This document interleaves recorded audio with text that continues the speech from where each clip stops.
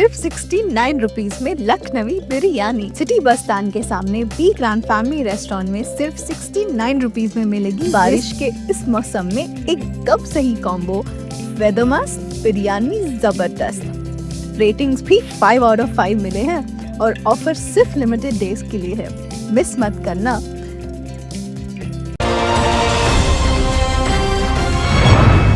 मैं हूं आबिद हुसैन शेख, आपका खैर मकदम है 4TV न्यूज कर्नाटक एक्सप्रेस में। सबसे पहले नजर आज की हेडलाइंस पर।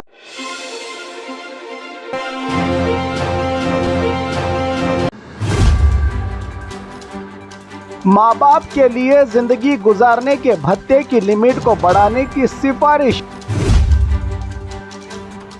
चिकमंगलुरु में सोने की तलाश के लिए चल रही हैं तैयारियां।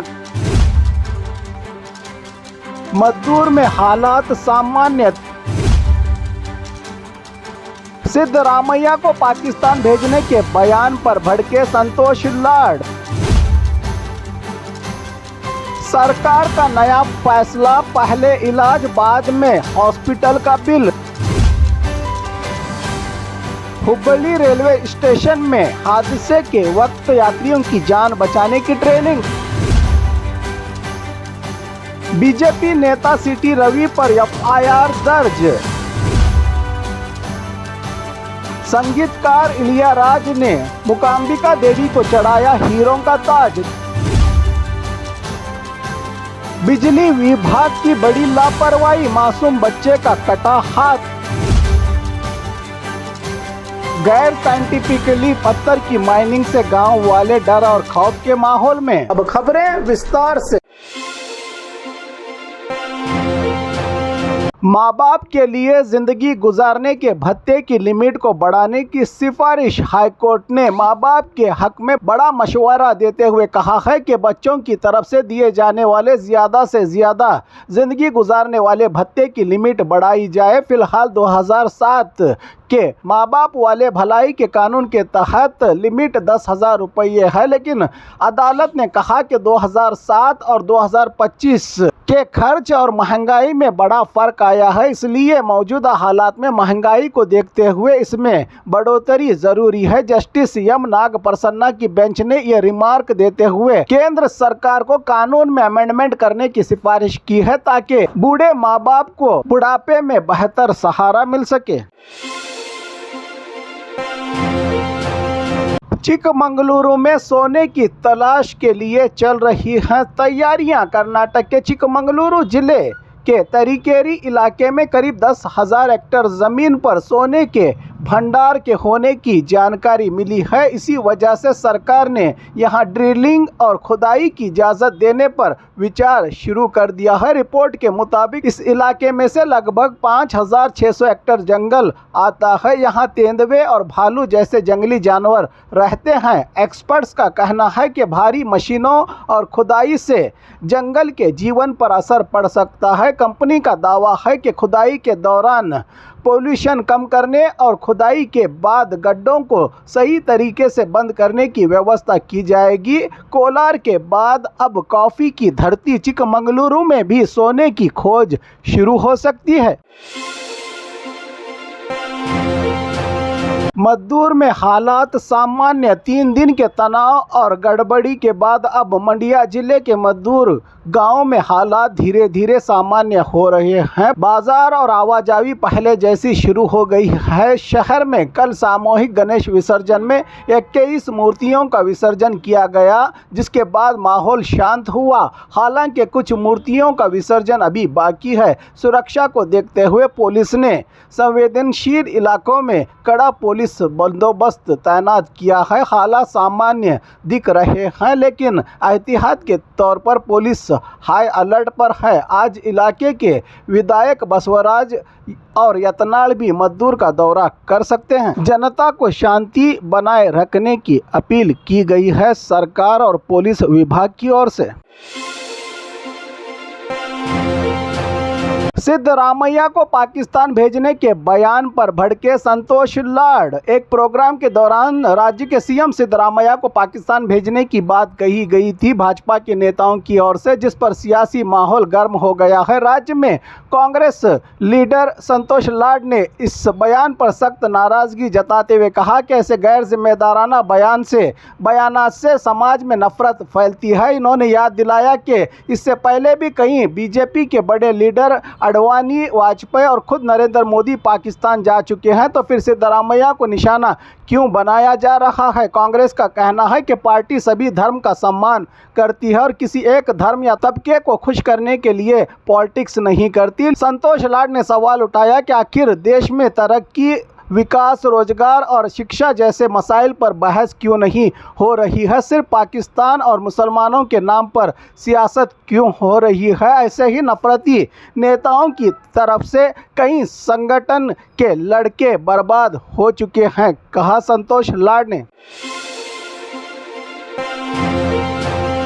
सरकार का नया फैसला, पहले इलाज बाद में हॉस्पिटल का बिल। राज्य सरकार ने प्राइवेट हॉस्पिटलों के लिए नया रूल्स तय किया है। अब किसी भी इमरजेंसी या ज़रूरी इलाज के वक्त मरीज से पहले रुपये नहीं मांगे जा सकते हैं। हॉस्पिटलों को पहले मरीज को दाखिल करके इलाज शुरू करना कंपलसरी होगा। अगर हॉस्पिटल ने इलाज से पहले बिल मांगा या इलाज देने से इनकार किया तो इन पर सख्त कार्रवाई होगी, यहाँ तक कि जेल की सज़ा भी हो सकती है। सरकार का कहना है कि इलाज इंसान की जान बचाने के लिए है, इसे रुपयों से ना जोड़ा जाए। जनता ने इस फैसले का स्वागत किया है क्योंकि अक्सर इमरजेंसी में रुपये ना होने से इलाज में देरी हो जाती है।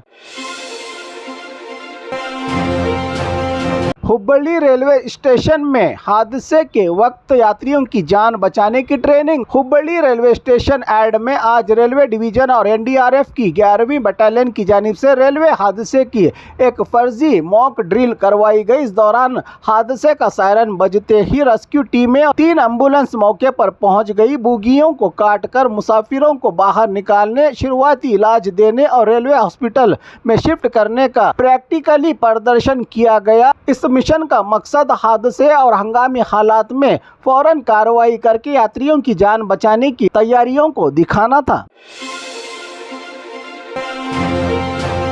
बीजेपी नेता सिटी रवि पर एफआईआर दर्ज। मंडिया जिला मद्दूरू में गणेश विसर्जन जुलूस के दौरान बीजेपी नेताओं ने भाषण दिया। इसी बीच विधान परिषद सदस्य एमएलसी सिटी रवि ने सीधे तौर पर भड़काऊ बयान दिया और उकसाने की कोशिश की। वहां मौजूद युवाओं को मद्दूर के सब इंस्पेक्टर मंजुनाथ की शिकायत पर पुलिस ने इनके खिलाफ मामला दर्ज किया है। आरोप है कि उन्होंने अपने भाषण में पत्थरबाजी करने वालों को धमकाने वाले शब्दों का इस्तेमाल किया, जिससे माहौल और भी बिगड़ सकता था। पुलिस ने इस मामले में एफआईआर दर्ज कर ली है और सिटी रवि को नोटिस भी जारी किया गया है। ये कोई नई बात नहीं है सिटी रवि के लिए, इससे पहले भी सिटी रवि पर कई मामले और एफआईआर दर्ज हो चुके हैं। संगीतकार इलियाराज ने मूकांबिका देवी को चढ़ाया हीरों का ताज। देश के मशहूर संगीतकार इलियाराज, जो उडुपी कल्लूर मूकांबिका देवी के बड़े भक्त माने जाते हैं, अपनी सभी सफलताओं को देवी की कृपा मानते हैं। अपनी भक्ति का प्रतीक दिखाते हुए उन्होंने मूकांबिका देवी को 4 करोड़ रुपयों की लागत से बना हीरों का ताज अर्पित किया। इस खास मौके पर मंदिर प्रशासन ने पूजा अर्चना कर देवी के सर पर हीरों का ताज चढ़ाया। इसके साथ ही इलियाराज ने वीरभद्र स्वामी जी को चांदी का ताज और तलवार भी समर्पित किया। इलियाराज का मानना है कि उनकी हर संगीत सफलता देवी मूकांबिका की आशीर्वाद से मुमकिन हो पाई है। वो हर साल मंदिर आकर मूकांबिका देवी का आशीर्वाद लेते हैं। भक्तों ने कहा कि ये हीरों का ताज सिर्फ एक गहना नहीं है, बल्कि इलियाराज की गहरी श्रद्धा और आस्था का एक प्रतीक है। बिजली विभाग की बड़ी लापरवाही, मासूम बच्चे का कटा हाथ। कर्नाटक के बल्लारी में एक दर्दनाक हादसा हुआ। खेलते कूदते एक मासूम बच्चा बिजली के करंट की चपेट में आ गया और अपना सीधा हाथ खो बैठा। दरअसल बच्चे के घर के पास अपार्टमेंट के लिए 11 kV हाई वोल्टेज वायर लगाया गया था। रूल्स के मुताबिक उस पर सुरक्षा पाइप डाला जाना चाहिए था, लेकिन बिजली विभाग जेस्कॉम की लापरवाही से वो काम नहीं किया गया। नतीजा ये हुआ कि खेलते वक्त बच्चा तार के संपर्क में आया और जोरदार करंट लगने से फौरन हॉस्पिटल में दाखिल किया गया, लेकिन डॉक्टरों को उसकी जान बचाने के लिए उसका एक सीधा हाथ काटना पड़ा। बच्चे के माता पिता का आरोप है कि उन्होंने कई बार अधिकारियों से तार पर पाइप लगाने की मांग की थी, लेकिन किसी ने ध्यान नहीं दिया। अब इस मामले में अपार्टमेंट के मालिक और जेस्कॉम अधिकारियों के खिलाफ केस दर्ज किया गया है। सवाल यह है कि मासूम की जिंदगी बर्बाद करने वाले जिम्मेदारों को आखिर कब सजा मिलेगी। हम सब की दुआ यही है कि यह बच्चा हिम्मत के साथ जिंदगी में अपने आगे बढ़े। गैर साइंटिफिकली पत्थर की माइनिंग से गांव वाले डर और खौफ के माहौल में। बल्लारी जिला के सिंदूर तालुका में पत्थर की माइनिंग और बार बार होने वाले ब्लास्टिंग से गांव वालों में डर और खौफ के साये में जिंदगी जीने पर मजबूर हो गए हैं। गोल्लरहल्ली और बोम्माघट्टा जैसे गाँव के बिल्कुल करीब सिर्फ 250 मीटर की दूरी पर भारी धमाके हो रहे हैं। हर ब्लास्ट के बाद घरों की दीवारों में दरारें पड़ रही हैं और घरों की छतें हिल रही हैं और बच्चे, बुजुर्ग और मरीज डर के साये में जी रहे हैं। गांव वालों का कहना है कि ब्लास्टिंग के वक्त पहले से ही जानकारी तक नहीं दी जाती। अचानक सड़क रोककर धमाके कर दिए जाते हैं, जिससे न सिर्फ घरों को नुकसान हो रहा है बल्कि यहाँ के लोगों की जान भी खतरे में आ गई है। यहाँ के लोग बार बार अधिकारियों को शिकायत कर रहे हैं, लेकिन अब तक कोई कार्रवाई नहीं हुई। गांव वालों ने डिमांड की है कि जल्द इस गैर कानूनी माइनिंग और खतरनाक ब्लास्टिंग को बंद किया जाए ताकि गांव वालों की जान और इनका सामान भी सुरक्षित रह सके।